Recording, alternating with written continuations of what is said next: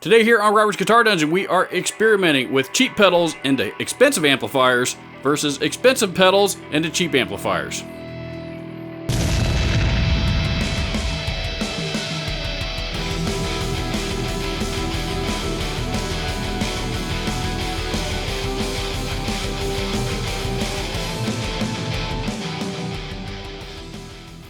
Okay, so here this past week, in a Facebook group, I believe it was Pedal Boards of Doom, which is probably the largest pedal group on Facebook, somebody posted something in there which triggered this ginormous long thread that I was getting alerts for several days later, saying that he would rather dump his high-end amplifiers and use cheap amplifiers with his high-end pedals, as opposed to using cheap pedals in a high-end amplifier and still achieve the same thing.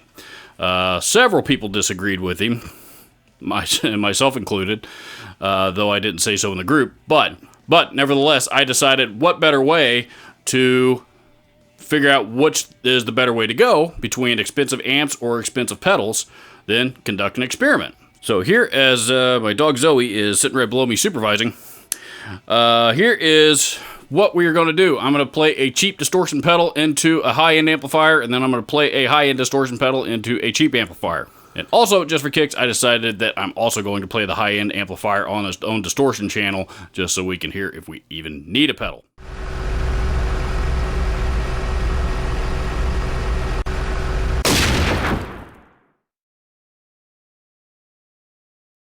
So, what I am using here is, this is an Outlaw Effects Deputy Marshall. This is essentially their Marshall in a box. I think I paid well under $50 for this pedal, maybe even under $40. It was very, very inexpensive. However, it is a good sounding pedal, and I do like it. But as per the terms of this experiment, or the parameters of this experiment, if you will, this thing is very, very cheap, and just about anybody should be able to afford this distortion pedal. Again, the Deputy Marshall from Outlaw Effects. I am running only this pedal, nothing else in the signal path between my guitar and the amplifier. I am playing into my JCM 900, this is a 1990 JCM 900 dual reverb 100 watt head going into a 2003 Marshall 1960 cab. When this amp was new, it cost probably around $1,200. Marshall reissued the same amplifier 4 or 5 years ago now, and I actually had the chance to A/B one of the reissues with another one identical to it from about '94, when the reissues came out. Right next to each other, same cabinet, same guitar, same everything, and they were absolutely identical inside and out. I couldn't tell the difference other than the physical wear. That amplifier, when it came out, just to put the price tag into today's terms, that amplifier when it came out was selling brand new for $19.99. So $2,000 for that amplifier. This cabinet is a 2003, exact same version of the cabinet that they make today. Today's 1960, which sells for about $8.99, I believe. So for all intents and purposes, $40 some odd pedal into a $3,000 amplifier. Let's hear how it sounds.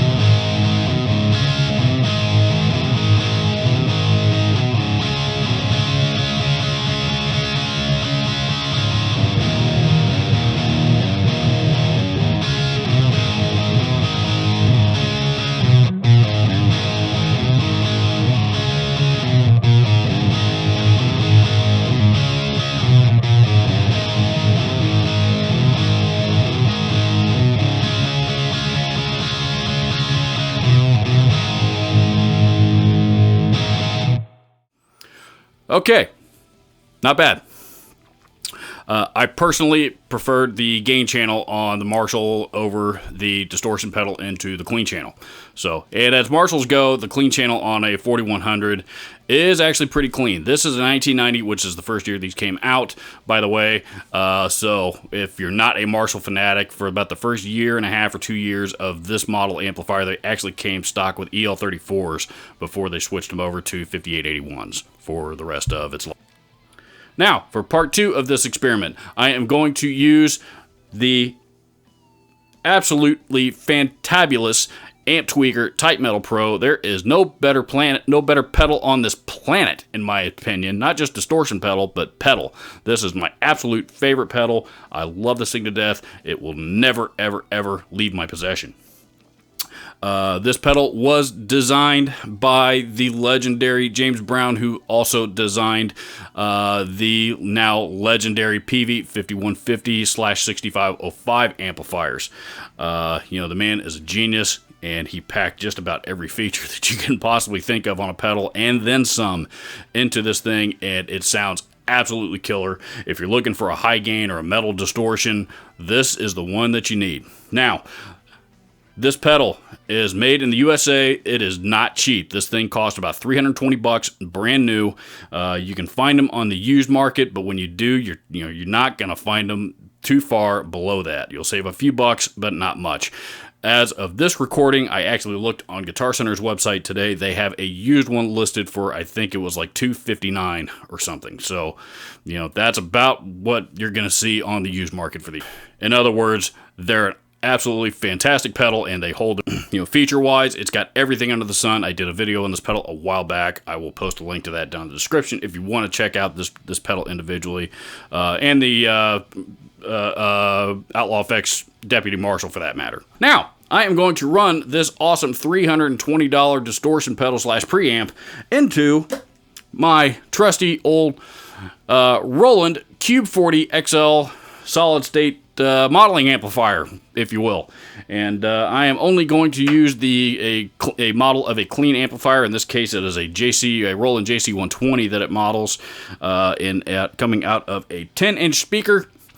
And beyond that, compared to the first part of this experiment, same microphone, same mic cable, same everything else is the same. Guitar, all that stuff.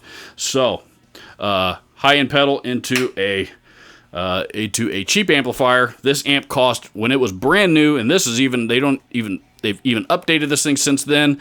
This one doesn't even have the iPod jack or whatever the newer version came with, but brand new. This thing cost $250. I think they sold brand new for $249. And on the used market, you could probably pick one up for half of that or less. Let's see how it sounds.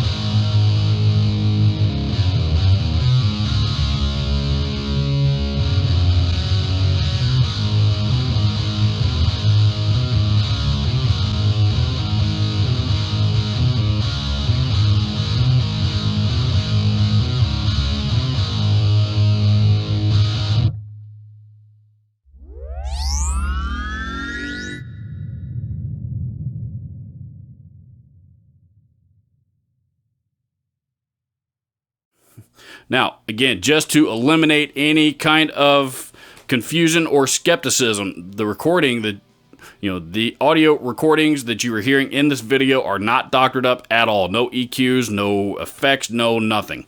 Mic straight into a 24-track recorder and synced up with the video, and that is what you're hearing.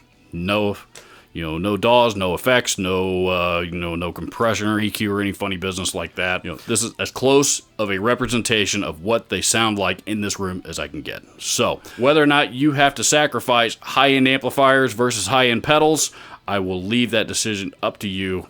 However, now we all have data to go off of and continue the argument, which I'm sure this will surely trigger, particularly when I share this video in all of the pedal groups, particularly Pedal Boards of Doom. Some of those guys love to argue, which I think is hilarious. So please consider hitting the subscribe button to this channel if you have not already. It really does help out a lot. Dropping a comment down below in the comments section. Let me know your thoughts. And last but not least, links to all of the gear used in this video will be posted down in the description.